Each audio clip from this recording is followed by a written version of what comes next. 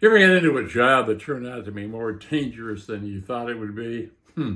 My name's John Graham. I'm the badass granddad you didn't know you had. I'm here to tell you stories of my adventures. And in these episodes, I hope to give you some tips on taking risks, living a life with meaning, courage, and passion. Anyway, after I finished high school, that next summer, I got a job, my first job, at my Uncle Charlie's ice factory. Now, in those days in Tacoma, Washington, they were ice factories, not refrigeration plants. And they made ice in 400-pound blocks, and they sold the blocks, or they chopped them up and sold them to restaurants and bars or individual homes that still had ice boxes instead of electric refrigerators. So I go down the first day on the job, expecting to work inside the ice plant, but they say, no, John, you're going to work outside. So I say, fine, that's great. It's a nice summer day. And they set me up on a steel platform 15 feet above the ground at the other end of a chute coming down from the second floor of the factory.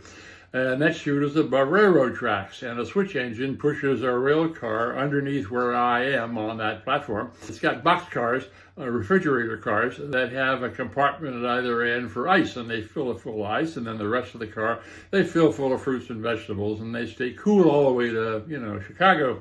So that's what I was doing. I had to fill those containers full of ice. The blocks would come down from the ice factory, come sliding down, and I had to be really careful because I had to dodge them, grab the blocks with tongs, swing them around over the end of my platform above the hole in the top of the rail car.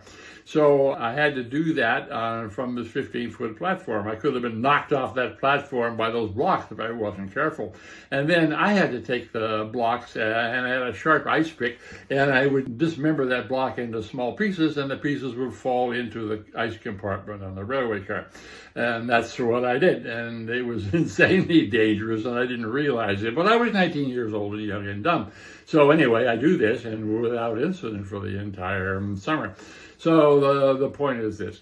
Yeah, sure, I was young and dumb in those years, but you needn't be young and dumb. If you're getting a job, especially a job that's outside or a job that's physical, make sure you take a close look at what you're getting into.